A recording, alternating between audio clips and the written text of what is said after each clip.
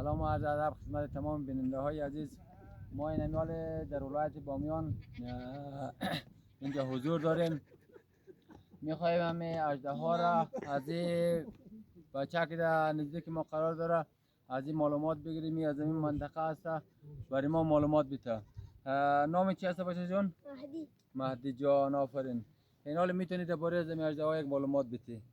خب بسم الله الرحمن الرحیم. که است کله اژدها است. این رگ کلهش است که مثلا حضرت علی که شب کرده اونجی بس این خداوند تبدیل در سنگ کرده این چسبیده دموزو چی دموزو اژدها اونجی چشم اژدها بوده که وقتی که امو در چشمش زده گریان چی امو خون میبرایده بس خداوند او تبدیل در امو چی کرده امو آب. اگر نه او اول تبدیل در خون بوده. این آوازی نه شور نه شیرین نه ترش است نه دیگه ریخه امو تو سخت گریه بریه دیگه دمزی چی هم اونجا کس در چیز اژدهای امو اسب امام علی دم اونجی او مخورده او خورش بوده. امی بیننده کی هست؟ خبی امی را دفعه برای ما نشان بیتی. ببینید چی بوده چی هست ای؟ اسب امام علی از اینجا که چی امو میخ اسب که زده تا مینجی بس اونا رو مخورده. اسب زیاد کلان بوده گردنش میرسید از اون وقتا که هستن خیلی مردم هایش قچی بسیار کتب ولی دیگه هستن مثلا گلو اینجی که چی اژدها رو که میزنه قشنگ چپ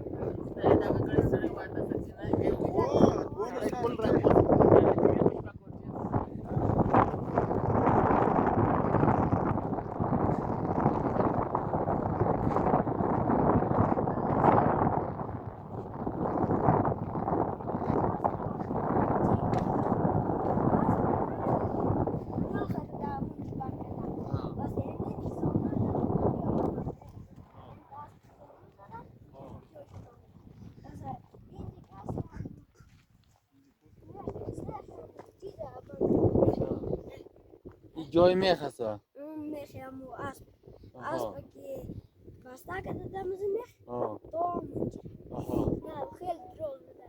اونو چی هست؟ یا کسی که بکنشه اونی خودی چی؟ اژدها یا آفرین بچه خیلی ببینی دیگه. دوستای عزیز ما طرف پایین روان هستیم دیگه. میخواییم دنب اژدها را به اون طرف به شما به معرفی بگیریم دیگه. لالای ما به نظرم خسته است دیگه. ما میریم اونجا. ویدیو ما رو بیننده باشین دوستا. دوستای عزیز بچه ها همراه ما هست. همین اژدها رو بر شما معرفی میکنه. این نام چی هست بچه جان؟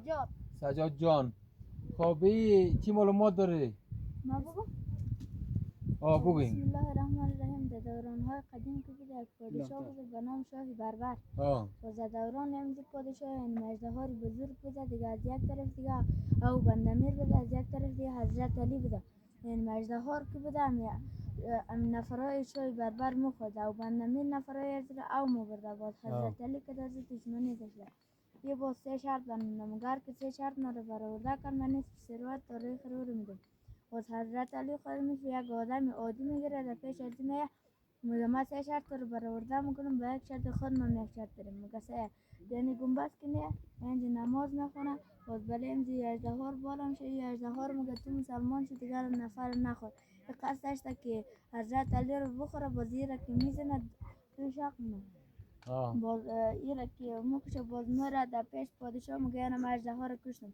باز پادشاه میگه من باور نمیکنم که تو اژدها رو کشته باشی. دوباره یک نشانی بیار. حضرت علی میاد 3 شب ناراض میمونه تا کوه سدر ببره. کوه سدر که میبره او باور میکنه باز میره او بنده میرم بند میکنه. باز میره در پیش پادشاه میگه نه او بنده میرم بند کرد. میگه من باور نمیکنم که تو او بنده میرم بند کرده باشی. دوباره یک نشانی از آن بیار میگه بیا خودت سعی کن آه. خودت چی فهم کنه اینجا دم بنده میگه شخصی هم تو چه اون شخصی هم هست تو حضرت علی در مجلس بسا بری حضرت علی میگه تو اول سر مر بسا که مجلس حضرت علی بسا بری دوست زیر که بسته میکنه میگه الان تو بر حضرت علی در مجلس بسا بیار میگه ما خود حضرت علی یکی پادشاه شیخ نیرو داره میگه ای حضرت علی رو بکشه یکی در دست زنجیر بده این رقم که میکنه هر طرف هم زنجیر مخبره هم پردگاهش دم چی میخوره در افرادایی هم چای بربر میخوره با زخمی میشه هم افراداشی بازی پادشاه میگه خیلی قدرت هم داره میگه خیلی بزرگ هم در مکه میگه شرط از توشه میگه شرط از مرسه که تو کلمه بخونی مسلمان شی وان دیگه چاره نداره کلمه بخونی خیر ببینی بسی آفرین بچاره راستی الیاس جان درباره از این معلومات داره که اژدها تا کجا انتظار داره یا